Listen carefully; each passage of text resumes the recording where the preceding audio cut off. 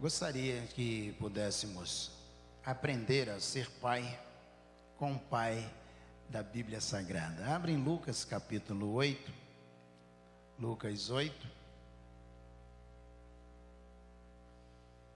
A narrativa desse pai começa no versículo de número 40, mas ela é interrompida e volta no 49. Eu vou ler o 40, vou pular a partir do 42 e depois vou retornar no 49. Quando Jesus voltou, a multidão o recebeu com alegria, porque todos o estavam esperando. Eis que veio um homem chamado Jairo, que era chefe da sinagoga, e prostrando-se aos pés de Jesus, suplicou-lhe que fosse até a sua casa, pois tinha uma filha única de uns 12 anos que estava morrendo. 49. Enquanto Jesus ainda falava, veio uma pessoa da casa do chefe da sinagoga, dizendo: a sua filha já morreu, não incomode mais o mestre. Mas Jesus, ouvindo isto, lhe disse: não tenha medo, apenas creia, e ela será salva. Tendo chegado a casa, Jesus não permitiu que alguém entrasse com ele, a não ser Pedro, João e Tiago, além do pai e da mãe da menina. E todos choravam e a pranteavam, mas Jesus disse: não chorem, ela não está morta, mas dorme. E riam-se dele, porque sabiam que ela estava morta. Mas Jesus, tomando-a pela mão, disse em voz alta: menina, levante-se. Voltou-lhe o espírito. Ela imediatamente se levantou. E Jesus mandou que lhe dessem de comer. Seus pais ficaram maravilhados, mas ele lhes advertiu que a ninguém contassem o que havia acontecido. Senhor nosso Deus, nosso Pai, faz, ó Deus, esta palavra migrar da palavra do Senhor, a Bíblia Sagrada, para o nosso coração, para que traga edificação a cada um de nós, que aprendamos com Jairo na grande tarefa de sermos pai.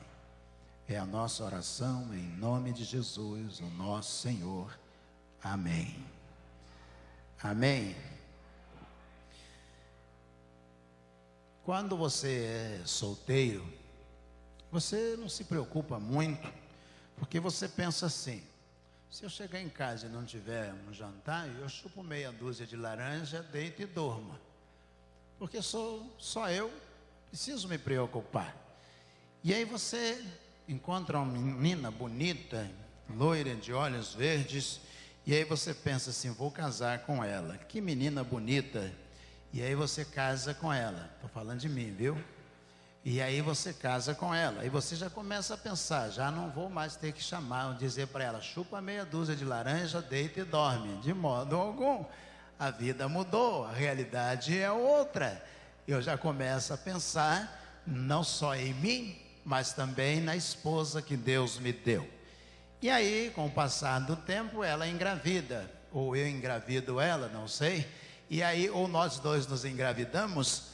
E aí você agora, quando nasce a criança, você já começa a pensar: essa criança não pediu para vir ao mundo, e ela não vou dizer para minha esposa: dá meia dúzia de laranja para essa criança chupar, comer 2 bananas e manda ela deitar e dormir. Não é isso? O menino chega assim, igual Mateus voraz, não é isso? Come feito um louco e não para de jeito algum. A gente fica preocupado, porque agora você tem que produzir. Gabriel não, Gabriel comia pouca coisa, sempre foi assim, muito pão duro, muito econômico, desde o berço. Gabriel quase não come, quase não gasta, é muito tranquilo, né? Não comia carne, não comia legumes, não comia frutas. Olha só que maravilha.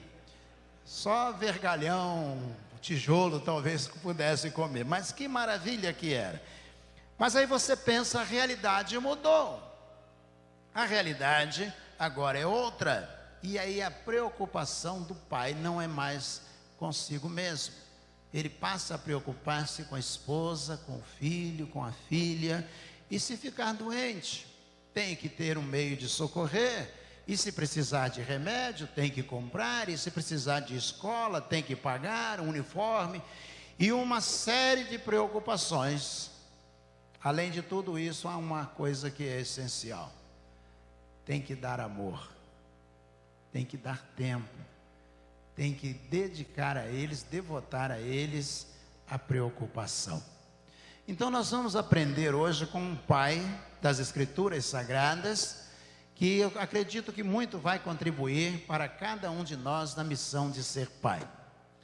Jairo tinha uma filha, o nome dele é Jairo. Jairo tinha uma filha, e diz a Bíblia que ela tinha mais ou menos uns 12 anos de idade. Ou seja, estava fazendo a transição para nós hoje de junior para adolescência. Estava naquela fase encantadora que precisava de muita preocupação. E ela adoeceu. E quem é pai, se tem um dos momentos mais difíceis na vida, é quando o filho ou a filha, quando um ou outro adoece, ou ambos adoecem. Que dificuldade! Porque se ele disser assim, estou com fome, você pode comprar a comida e dar. Se você não tiver dinheiro, você pede emprestado. Ou usa o cartão de crédito, ou vai na casa do sogro, da sogra e diz assim, eu preciso de alguma coisa porque o meu filho, você ainda diz, o seu neto está precisando, e de alguma maneira você consegue. Mas quando você pega um filho nos braços e ele está doente, e não há nada que você possa fazer, não há nada que você possa realizar para livrá-lo daquela doença, não depende de você. Aí a dor e a preocupação passam a ser muito grandes. Tomam conta, elas se alargam de um modo excelente na vida de cada um de nós. Você que é filho, talvez você nunca parou para pensar quanto custa o tênis, quantas horas de trabalho custa o tênis que o papai te dá. Quantas horas talvez o seu pai carregue peso ou tem que levar bronca no trabalho de um patrão que ele tem que suportar para ele comprar um relógio ou um celular para você.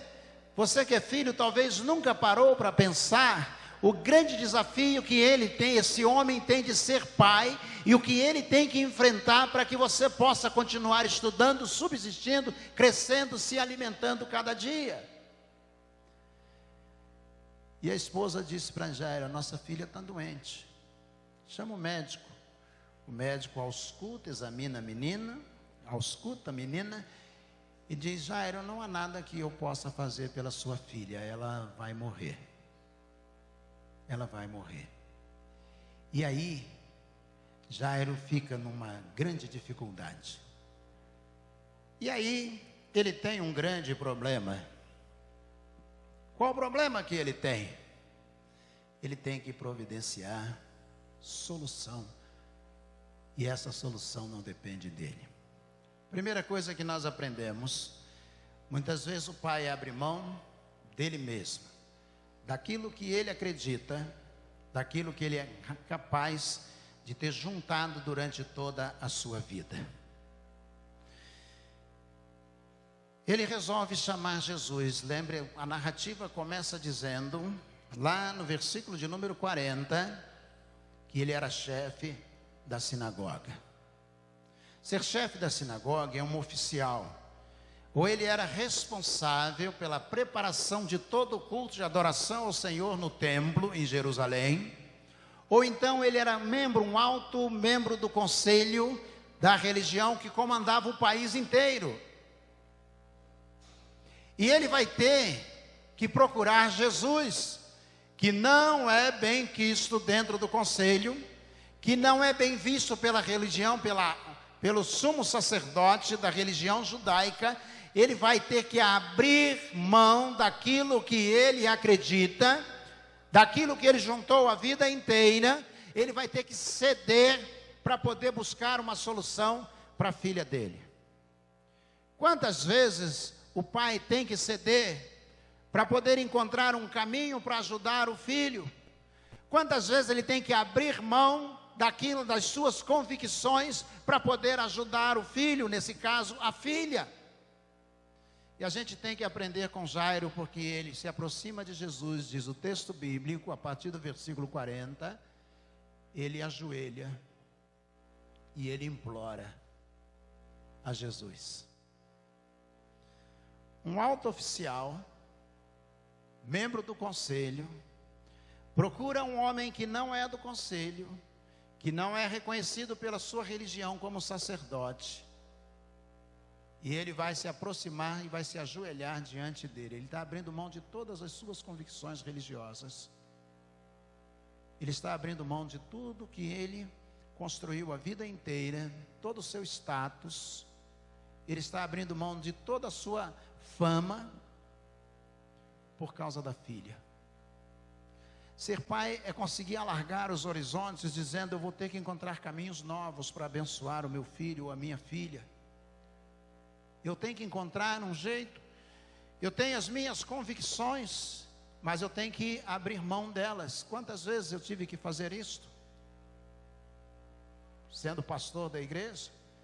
Quando eu aceitei Jesus em 1980, me tornei um dos camaradas mais radicais que você possa imaginar. Essa palavra radical vem da Lecimar.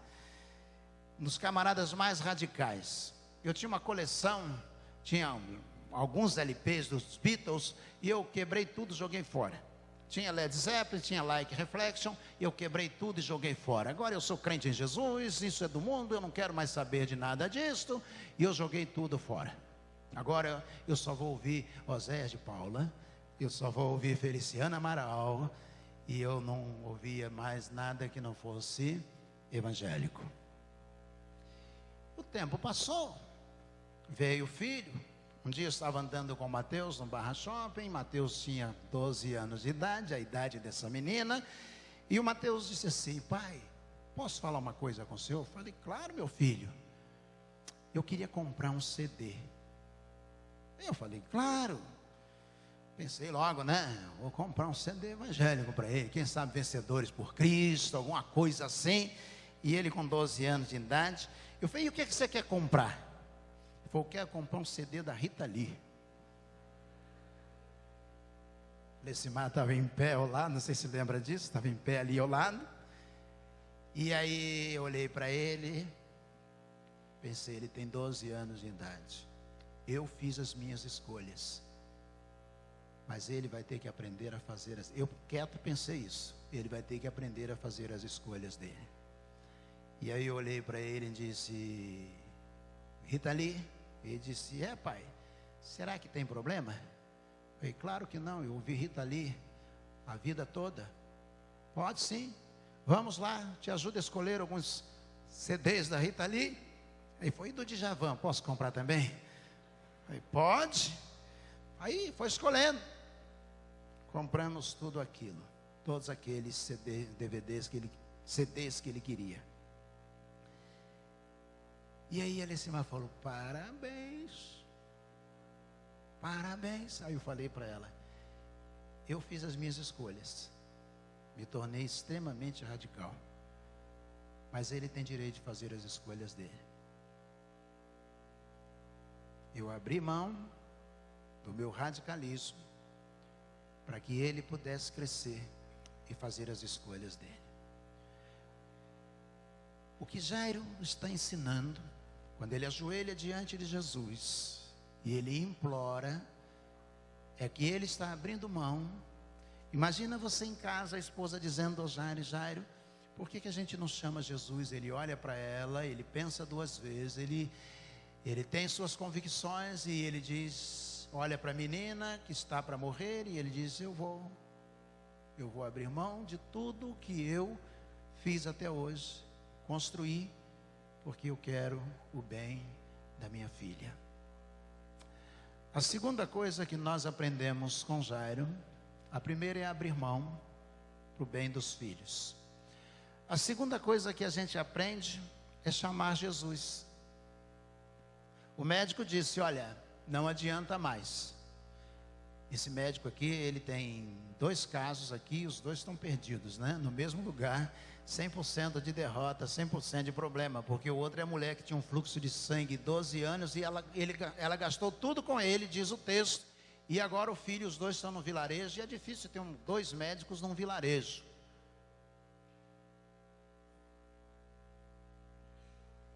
E aí, a mulher diz, olha, por que a gente não chama Jesus? Ele disse, vou chamar Jesus. É a coisa mais preciosa que nós podemos, pais, aprender com Jairo. Quando a gente olha para o filho da gente e a gente vê que a gente não vai conseguir resolver o problema, não vai resolver a dificuldade, seja o namoro, noivado, casamento, trabalho, profissão, atividade profissional de um modo geral, que a gente, relacionamento, droga, vício, dependência química, seja o que for, que a gente olha e diz assim, eu não vou conseguir resolver isto. Chama Jesus. Vai lá, se ajoelha e chama Jesus.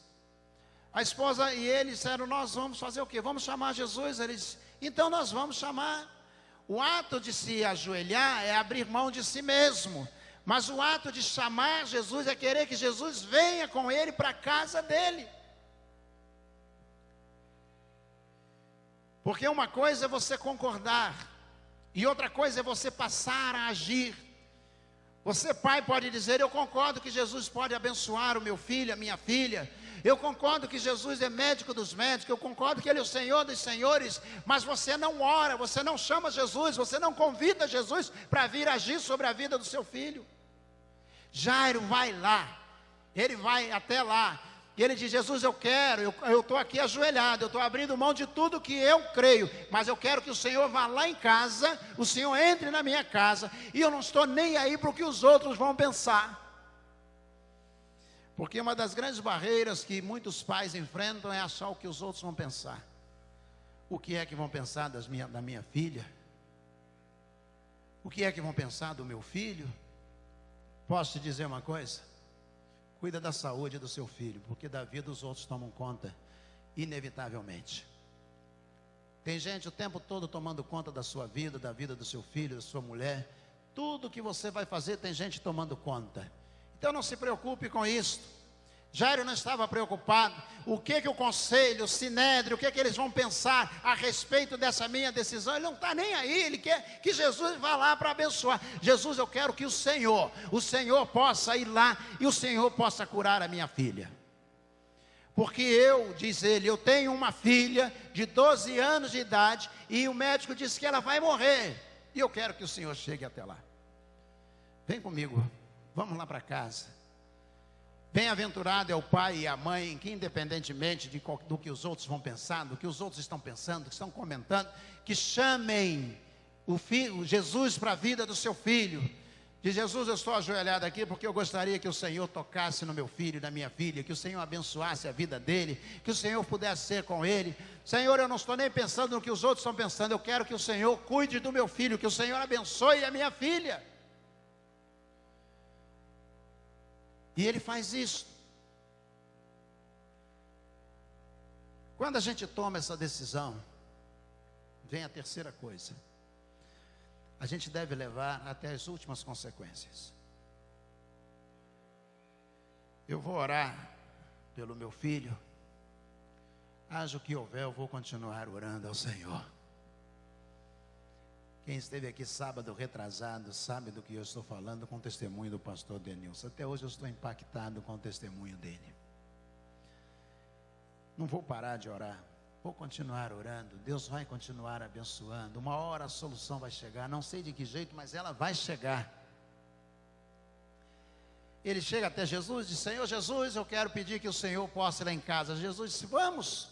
E eles empreendem o início de uma caminhada. Vem uma mulher com 12 anos, e ela está com fluxo de sangue há 12 anos, gastou tudo com os médicos, e aí se aproxima dali de Jesus, passando à frente da fila, que agora era a vez de Jairo, ele era o primeiro da fila. Jesus disse, vamos até lá. E aí a mulher fura a fila, passa à frente dele, e toca em Jesus e é curada. Quando você, pai, está orando e vê que Jesus está abençoando outra pessoa, ao invés de abençoar o seu filho, não desista. Quando você parar, você empreender uma caminhada, começar uma caminhada e ver que Jesus abençoou o seu vizinho, a sua vizinha, um primo, um tio, outra pessoa da igreja foi abençoada e você está esperando, não desista. Chega um mensageiro correndo e diz: Jairo, a sua filha morreu, não há mais nada que você possa fazer. O mensageiro, ele vem com a mensagem e a solução. O mundo que nós vivemos vem sempre assim. Vem com a mensagem e uma solução fora da vontade de Deus. Sempre alguém vai advertir você sobre o que está acontecendo e já vem imediatamente com a solução. Só que fora da vontade de Deus. Não incomodes mais a Jesus, sua filha morreu. Ou sua filha morreu. E a solução: não incomodes mais a Jesus. Ou seja, dê-se por satisfeito que você chegou até aqui, que você começou, você veio chamar Jesus, mas ela já morreu, nada mais pode ser feito, você pode desistir. Vamos embora comigo para casa. Vendo Jesus o que estava acontecendo e o sofrimento no coração de Jairo, Jesus diz: não temas, crês somente. Onde você mora? Vamos até lá. Você não veio me chamar? Sabe o que Jesus está dizendo para Jairo? O dia da tua bênção chegou. Não liga para esse mensageiro. Não se preocupe com ele. Hoje é o dia da sua bênção. Me permitam. Imagine você que Jairo olhasse para Jesus, olhasse para o mensageiro e perguntasse ao mensageiro: morreu mesmo? Morreu. Tem certeza? Tenho. E ele virasse para Jesus, se virasse para Jesus e dissesse: morreu. Agora, não dá para fazer mais nada. Muito obrigado, valeu, te agradeço a atenção e obrigado, eu estou indo embora. Se Jairo fizesse isto, fizesse exatamente assim, nós não estaríamos lendo esse texto nesta manhã. O mensageiro de um lado diz: ela está morta, não incomodes mais a Jesus. Do outro lado, Jesus diz: não temas, crê somente. E agora? Eu acredito no patrão, eu acredito na palavra de Deus. Eu acredito no professor da universidade, ou eu acredito na palavra de Deus. Eu acredito no vizinho, eu acredito na palavra de Deus. Eu acredito no meu tutor, no meu coach, eu acredito na palavra de Deus. Jairo resolveu acreditar na palavra de Jesus. Jesus disse: onde você mora? E ele disse: eu moro ali, então vamos até lá. Ele olha para Jesus, olha para o mensageiro e diz: sai da frente, sai daí que eu vou passar com Jesus. Ele vai lá em casa. E eles vão até a casa de Jairo. Quando chega lá, Jesus entra, manda todo mundo sair. E aí Jairo vai junto com Jesus até o quarto onde a menina está deitada. Que pai extraordinário. Jesus olha para a menina e diz: menina, a ti te digo, levanta-te. Ou no aramaico, levante você mesma. Se levante. Para a gente aqui, se levantar é agir sem uma força externa. Mas para o aramaico, não. Levante sob a força que está sobre você. E ela abre os olhos, encolhe a perna, vira para o lado, joga a perna para fora da cama, senta na cama, e Jesus disse: essa é a filha de vocês? E os pais abraçam a menina. Ser pai é quando tudo está dando errado, a gente abrir mão de algumas convicções para ajudá-lo. Ser pai é quando a gente não consegue resolver e a gente resolve chamar Jesus. Ser pai é quando a gente resolve chamar Jesus e a gente não desiste mais. Vai até o final. Que Deus abençoe os pais. E que nós aprendamos com o Jairo, nesta manhã, o pai modelo para cada um de nós. Amém?